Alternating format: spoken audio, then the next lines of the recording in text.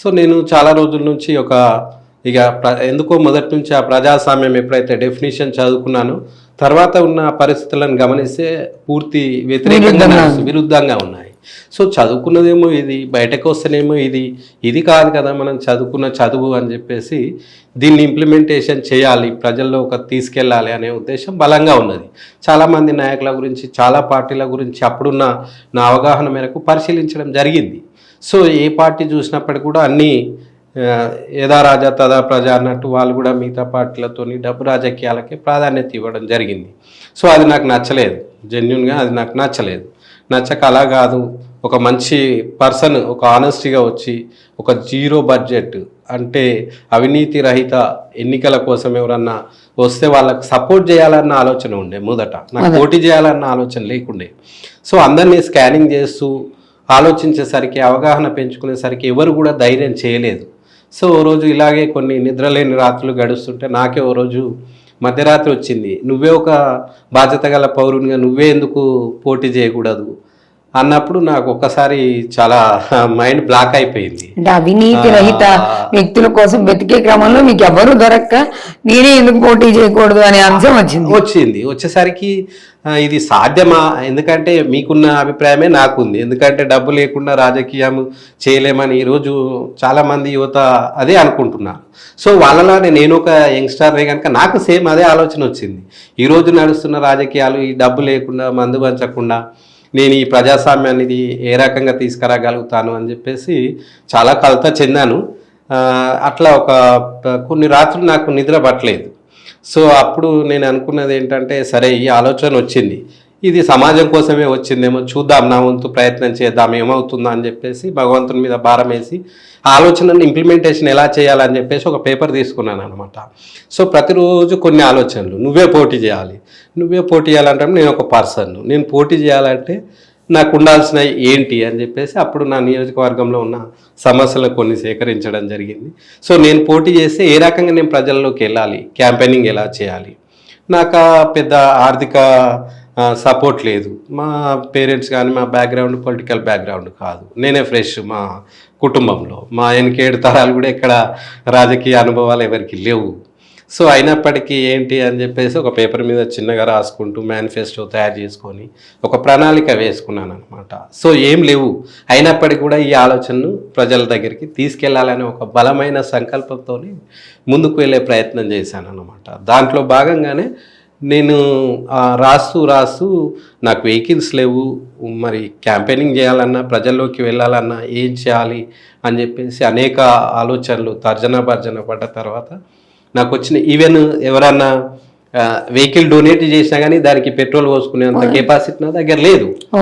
So అలాంటప్పుడు నేను ఎలా అని చెప్పేసి అలా ఆలోచిస్తున్నప్పుడే నాకు సైకిల్ ఆలోచన వచ్చింది. ఎందుకంటే సైకిల్కి అయితే పెట్రోల్ అవసరం లేదు, ఏదో ఒరే రిక్షాలో రక్తంతో నడుపుతాను, నా రక్తమే నా రిక్షకు పెట్రోల్ అన్నట్టుగా నాకు ఆ భగవంతుడే మళ్ళీ ఈ సైకిల్ ఆలోచన ఇచ్చిండు.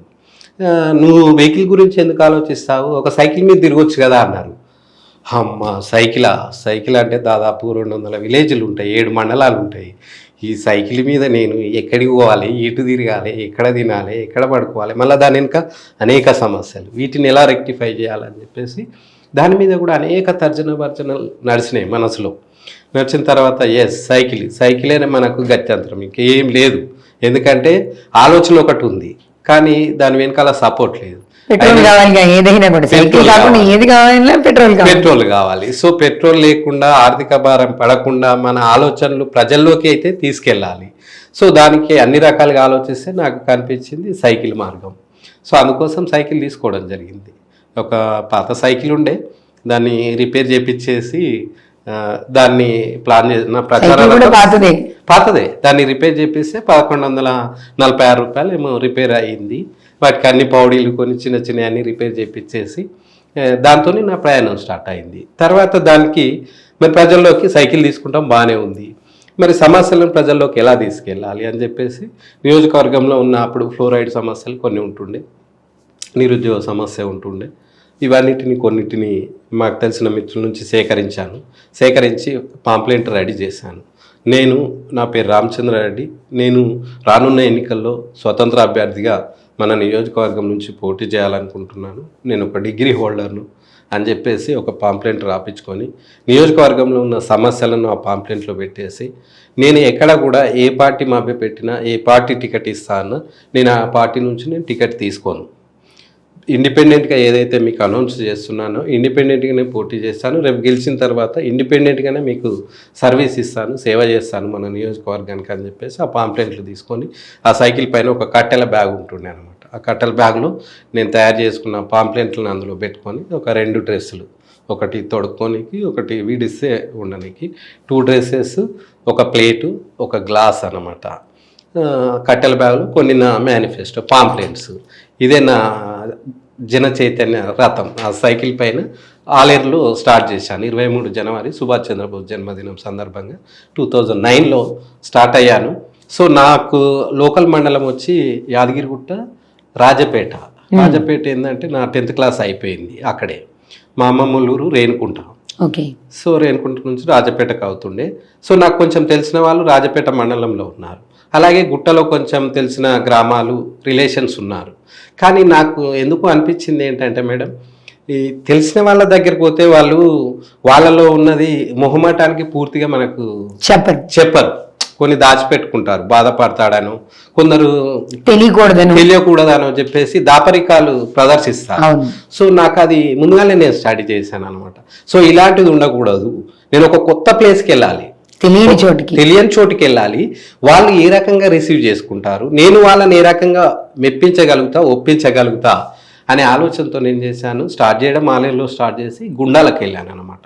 యాక్చువల్గా మా నియోజకవర్గానికి అప్పుడు 7 మండలాలు, ఇప్పుడు మూటకొండూరు మండలంతో 8 అయ్యాయి. సో గుండాల మా నియోజకవర్గంలో ఒక మండలం, గుండాల, ఆత్మకూరు, ఆలేరు, గుట్ల, బొమ్మల రామారం, రాజపేట 7. అయితే తెలువని మండలం గుండాల, నాకు అప్పటి వరకు ఏ పరిచయం లేని మండలం అనమాట. సో అక్కడికి వెళ్ళాను. ఆ రోజు నేను వెళ్ళేసరికి నైట్ అయింది.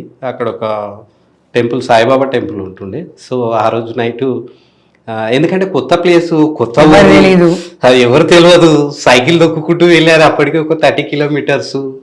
అప్పటికి కలిసిపోయాను, మధ్యాహ్నం స్టార్ట్ చేశాను. అప్పటికి కలిసిపోయాను, ఎక్కడ ఉండాలో తెలియదు, ఎవరితో మాట్లాడాలో తెలియదు, అన్నోన్ పర్సన్. సో ఏంటి దేవుడా అని చెప్పేసి ఇక ప్రయాణం అయితే కొనసాగిస్తే అక్కడ ఊరి చివరిలో ఒక సాయిబాబా టెంపుల్ ఉంది, అక్కడ ఆపాను. అక్కడ ఒక పంతులు అనుకుంటా ఆ టెంపుల్లో చేసే తను, శర్మనే ఉన్నాడు.